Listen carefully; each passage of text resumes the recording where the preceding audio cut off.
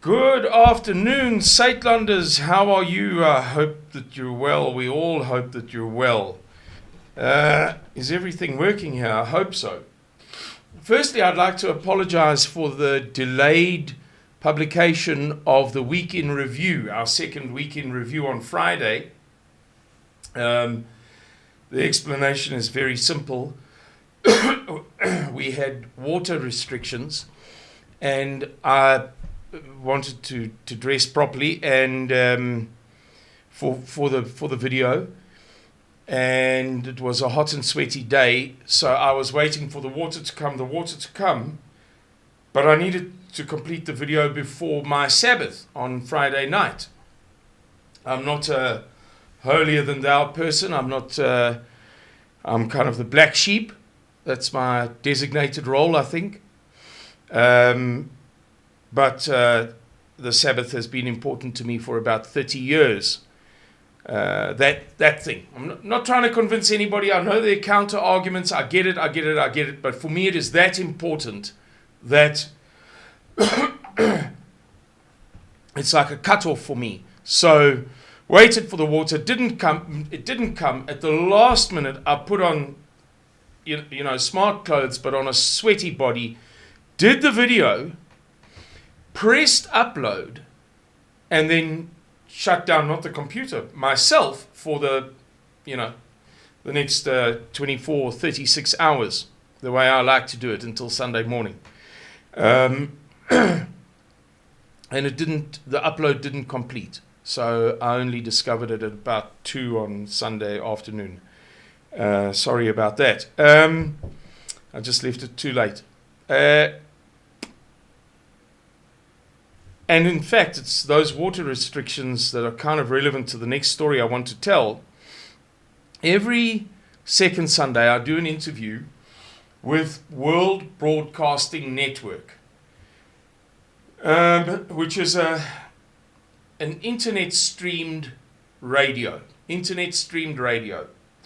And the Saitlanders hour of that particular show. So there's World Broadcasting Network, that's a radio station, internet-based radio station.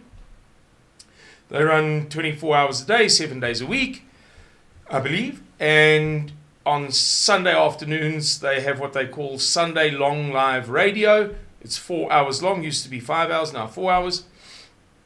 And the last hour belongs to Saitlanders. And yesterday, Sunday, this is, by the way, is Monday the 17th, I believe, of October. I told a story about how quickly and easily electricity and water shortages can affect people's psyches.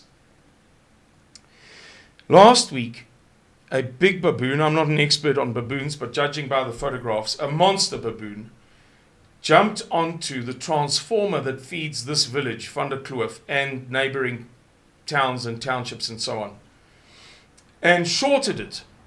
The baboon was cooked and the transformer burned out, and it had to be replaced. That happened on Tuesday afternoon at 2 o'clock. Tuesday the 11th of October, 2 o'clock. And shortly thereafter, we began to receive reports that it would take about 3 days to repair. The following day, an expert, in fact, I spoke to 2 guys who are experts in their respective fields, told us that in their experience, we'd be lucky if we met that ideal scenario of 3 days, don't you worry, there'll be no hiccups, it'll be smooth. And lo and behold, there was a stumble at the first hurdle. The understanding was that the transformer was going to come from Colesberg. Then we heard it had to come the long way round because of the shocking state of the roads, and that was going to be like a day and a half's drive. Then we heard that the transformer was going to come from Kimberley, much further away from Colesberg, but with a better road, and therefore hopefully quicker. But that the truck transporting it, the abnormal low bed, had to come from Johannesburg. And so these two guys, in their professional opinions, believed that in practice, not in theory, in practice, it would probably take us about 5 days to get the truck to Kimberley, the transformer loaded, the transformer to Van der Kloof, offloaded, set up, connected, and then a day's commissioning, a full day's commissioning, which would all in all total 4.5, going on for 5 days before we would see power. In all of this, the dorp handled the thing quite well. I think people coped very well with the lack of electricity and the consequential lack of water, because there was no electricity to pump water up to the reservoir on top of the koppie to then feed the dorp by gravity. That's how it works. Electricity to get it up there, it's nice and high. It doesn't need to be pumped further. There may be a small pump, I don't know, it doesn't matter, but in principle, it's the rest of the work is done by gravity. They said to us that the reservoir was between 60 and 80% full. I'm sure that there's a precise number, but roughly speaking, that's what I heard, 60 to 80%. And that we could eke it out over the following 3 days, given that the original estimate of time to sort everything out was 3 days. So they said initially, over 3 days we can eke this water out if we restrict water consumption to between 5:30 and 8 a.m. in the morning, an hour over lunch, and then a couple of hours after work. Fine and good. So there's a solution. However, it became apparent within about 24 hours, or sooner, that people were using so much water when they could that it wasn't going to last for the 3 days. And so not the municipality, we don't have a municipality to speak of, but the good people in the dorp who take things in hand when it has to be done, I beg your pardon for hiccuping, said, or they implemented tighter restrictions, water restrictions.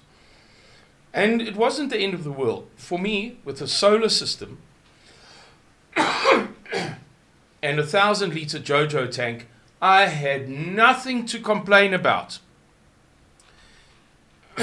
compared to other people. And then, of course, we heard that it was going to take 5 days, and I think they began to eke it out even more strictly. And it was a bit of a pain in the neck.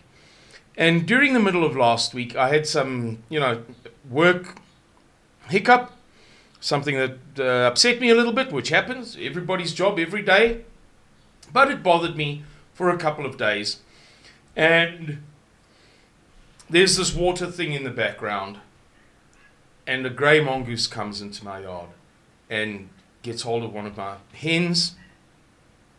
And he really hurt her. And I was so angry that the only comparison I can make is to, for those of you who know the character Gus Fring, the drug lord in the television series Better Call Saul. If you know the series, you may know the part where he describes how he became such a cruel man. It was because he came from a poor family somewhere in Central America, and there was a famine, there was too little food, and their food was stolen. He discovered that it was a little animal. He set a trap for the animal, something like a mongoose or whatever, and then tortured the animal to death. And that's how my mind started working.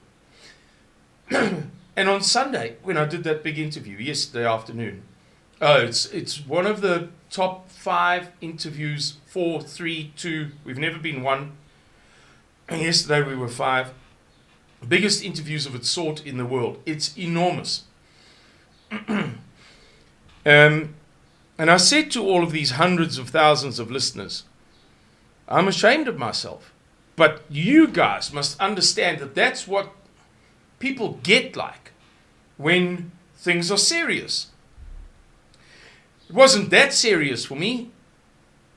but, I was having a bad week and this and that. And the next thing, here's my hen in grievous pain, bleeding, ripped to the bone. She can't walk.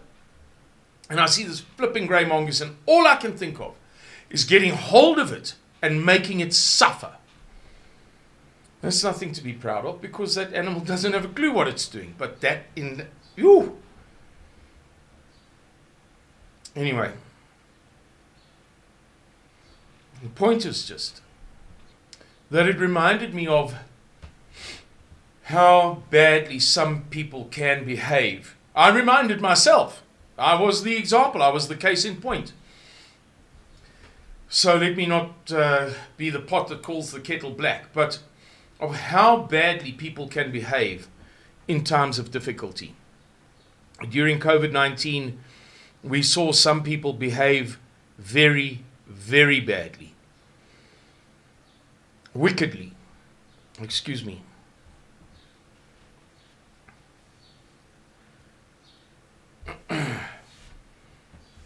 And during our water and electricity shortage, we saw again how some people got very worked up about it. And there's me, wanting to tie up a little mongoose and then torment it. When in fact he was just doing his job, which is to kill chickens and steal their eggs if he can.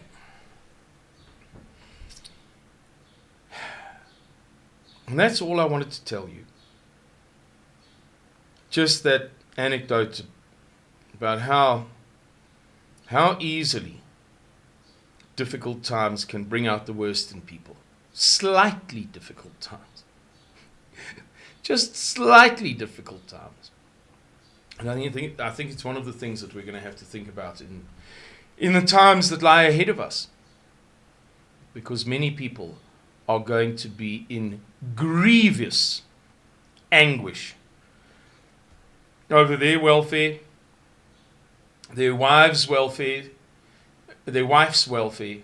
and their children's welfares.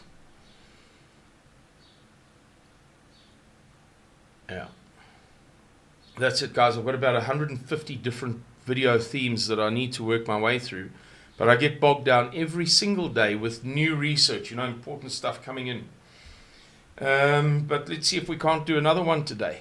All right. Thank you very much for watching. Cheerio and bye-bye.